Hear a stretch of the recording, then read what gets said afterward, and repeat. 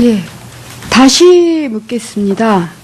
총리 후보님, 6월 8일 현재 메르스 사망자와 환자, 확진자 수 다시 한번 말씀해 주십시오. 현재 조금 전에 제가 확인한 바로는 사망자 6이었고 확진자가 87명으로 그렇게 보고를 들었습니다. 제가 오전에 사망자 5명이라고 말씀하신 그 총리 후보님의 말씀을 그냥 실수로 이렇게 넘길 수 없는 게, 요즘 모든 국민이 아침에 일어나자마자 하는 게 뭔지 아십니까?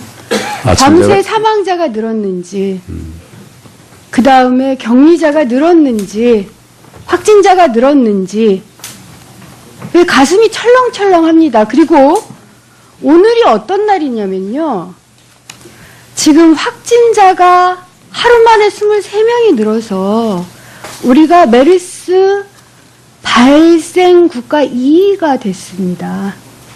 그리고 심지어 지금 문화일보 뭐라고 떴는지 아십니까? 정부 방역 한계, 결국 메르스 퇴치는 국민의 손에 달렸다. 이 정도는 거의 무정부 상태인 겁니다. 그래서 유념해 주십사라고 말씀을 드리는 거고요. 저도 좀 자료 하나만 우선 부탁을 드리고 메르스와 국회법에 대해서 논의 이어가겠습니다.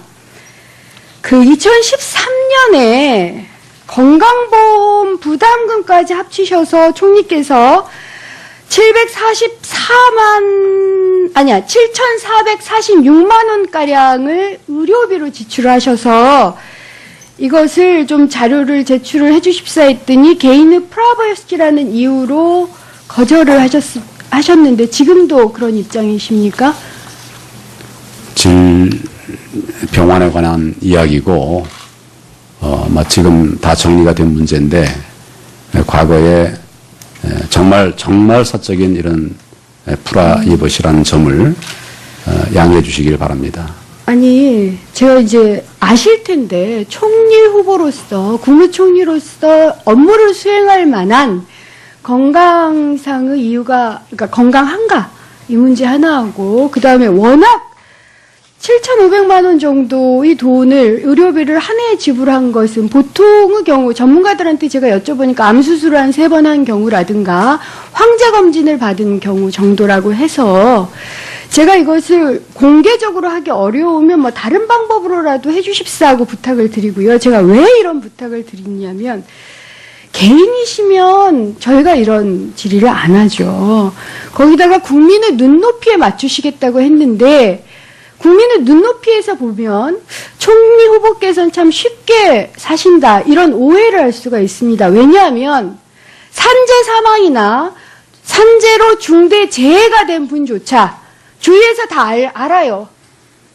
장애의 모습이 보이지만 이분이 산재로 승인 판정을 통과를 하시려면 본인이 다 입증을 해야 됩니다. 이것이 업무상 질병임을, 심지어는 개인의 프라이버시와 관련된 자료까지 다 내놓고 이것이 업무상 질병이었다, 원래 내가 가지고 있었던 질병 아니었다, 이렇게 입증을 해야 되고요.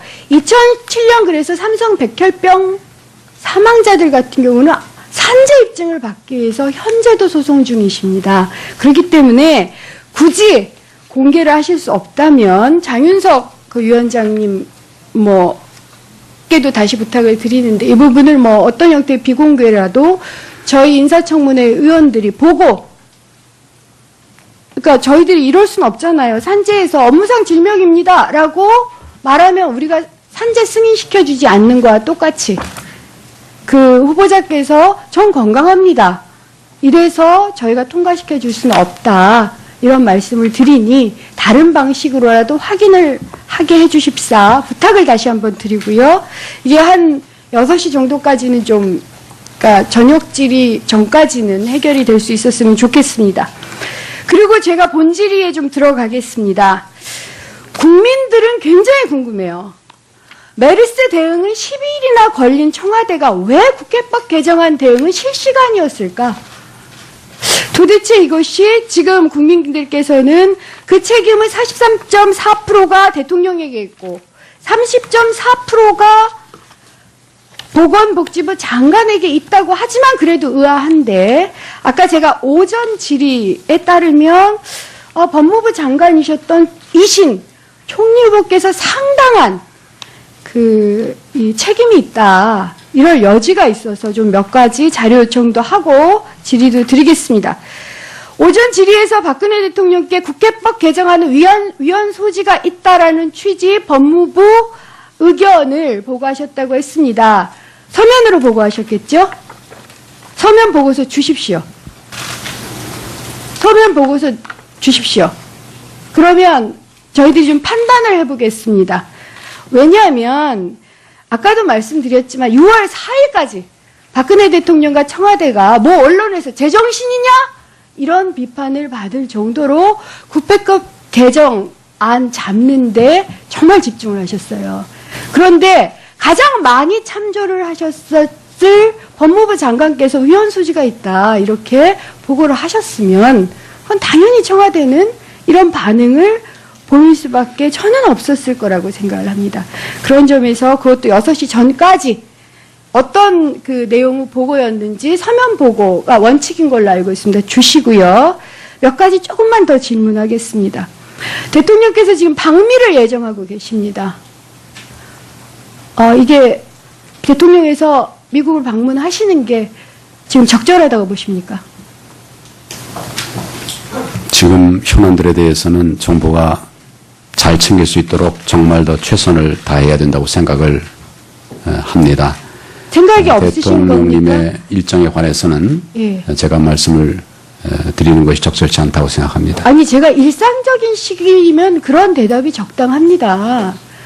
근데 지금은 국민들이 메르스와 관련해서 준전쟁, 거의 전시입니다.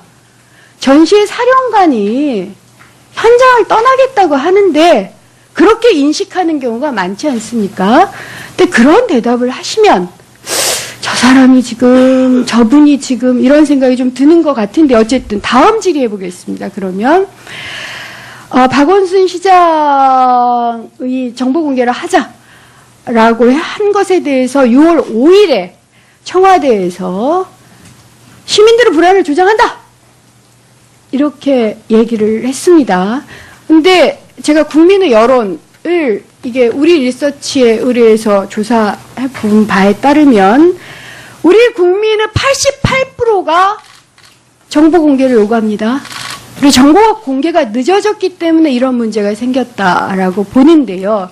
그러면 박원순 시장의 발언에 대해서 실시간으로 대응을 한 청와대의 브리핑이 적절했다고 생각하십니까? 청와대 브리핑이 적절했느냐 하는 그런 평가는 제가 드릴 사안이 아닌 것 같고, 저와 또 공무원들은 최선을 다해서 이 사태를 제 질문을 대처하기 위한 노력을 하고 있습니다. 예, 제 질문을 좀 잘못 들으시는 것 같아요. 저는 평가를 원하는 게 아닙니다. 똑같은 상황이 벌어질 때 그렇게 하시겠느냐는 질문이었는데요. 그렇다면 또 하나를 더 여쭤보겠습니다. 최경환 총리 대행께서 6월 2일부터 6월 6일까지 OECD에 가 계시느라고 총리 대행 자리를 비웠습니다. 그럼 이번 질문을 좀 바꿔보겠습니다. 총리 후보께서 만에 하나 총리가 되신다면 그러면 똑같은 행동을 하시겠습니까? 국민들의 안전을 위해서 각자 가장 필요한 조치가 무엇인가, 그것에 따라서 행동을 했을 것으로 생각을 합니다. 그러니까 최경환 총리 후보가 현장을 비운 것, 대한민국을 비운 것, 그것도 6월 2일에서 6월 6일까지 가장 적절했다, 이렇게 대답을 하신 걸로 알겠고요. 결국 이런 대답에 따르면 국회법 개정안 잡는데 몰두하도록 박근혜 대통령과 청와대에 보고를 했고, 그 다음에 박미나 박원순 시장 문제나 최경환 총리 대응의 문제에 대해서도 매우 적절했다라고 판단하시는 그런 총리 후보께서 어떻게 메르스와의 전쟁을 감당하시는 국민, 그것도 통합형 그런 총리가 되실지 저는 매우 심히 의심스럽고요. 마지막으로 하나만 더 보여드리겠습니다. 개정 국교법과 처리에 대한 국민 의견 여야 합의 공표가 48.3%고요. 거부권 인사가 고작 29.3%입니다. 법무부 장관으로서라도 이걸 따라주십사. 네. 보충 질의하겠습니다. 네. 뭐 후보자 답변하실. 쉽게 사신다 이런 오해를 할 수가 있습니다. 왜냐하면 산재 사망이나 산재로 중대 재해가 된 분조차 주위에서 다 알아요. 장애의 모습이 보이지만 이분이 산재로 승인 판정을 통과를 하시려면 본인이 다 입증을 해야 됩니다. 이것이 업무상 질병임을, 심지어는 개인의 프라이버시와 관련된 자료까지 다 내놓고 이것이 업무상 질병이었다. 원래 내가 가지고 있었던 질병 아니었다. 이렇게 입증을 해야 되고요. 2007년 그래서 삼성 백혈병 사망자들 같은 경우는 산재 입증을 받기 위해서 현재도 소송 중이십니다. 그렇기 때문에 굳이 제가 이제 아실 텐데 총리 후보로서 국무총리로서 업무를 수행할 만한 건강상의 이유가 그러니까 건강한가 이 문제 하나하고 그 다음에 워낙 7,500만 원 정도의 돈을 의료비를 한 해에 지불한 것은 보통의 경우 전문가들한테 제가 여쭤보니까 암 수술을 한 3번 한 경우라든가 황제 검진을 받은 경우 정도라고 해서 제가 이것을 공개적으로 하기 어려우면 뭐 다른 방법으로라도 해주십사 하고 부탁을 드리고요. 제가 왜 이런 부탁을 드리냐면 개인이시면 저희가 이런 질의를 안 하죠. 거기다가 국민의 눈높이에 맞추시겠다고 했는데 국민의 눈높이에서 보면 총리 후보께서는 참 메르스와 국회법에 대해서 논의 이어가겠습니다.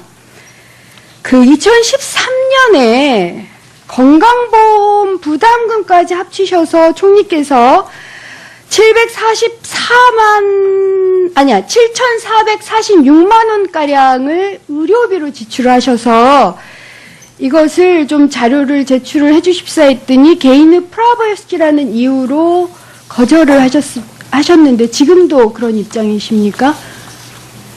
질병원에 관한 이야기고 지금 다 정리가 된 문제인데 과거에 정말 사적인 이런 프라이버시라는 점을 양해해 주시길 바랍니다. 늘었는지 확진자가 늘었는지 왜 가슴이 철렁철렁합니다. 그리고 오늘이 어떤 날이냐면요. 지금 확진자가 하루 만에 23명이 늘어서 우리가 메르스 발생 국가 2위가 됐습니다.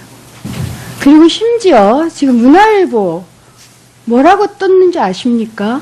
정부 방역 한계. 결국 메르스 퇴치는 국민의 손에 달렸다. 이 정도는 거의 무정부 상태인 겁니다. 그래서 유념해 주십사라고 말씀을 드리는 거고요. 저도 좀 자료 하나만 우선 부탁을 드리고, 다시 묻겠습니다. 총리 후보님, 6월 8일 현재 메르스 사망자와 환자, 확진자 수 다시 한번 말씀해 주십시오. 현재 조금 전에 제가 확인한 바로는 사망자 6이었고 확진자가 87명으로 그렇게 보고를 들었습니다.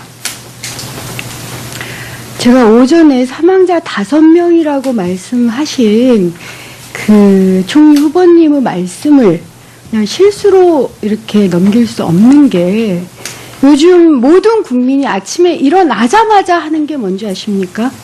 밤새 사망자가 늘었는지, 그 다음에 격리자가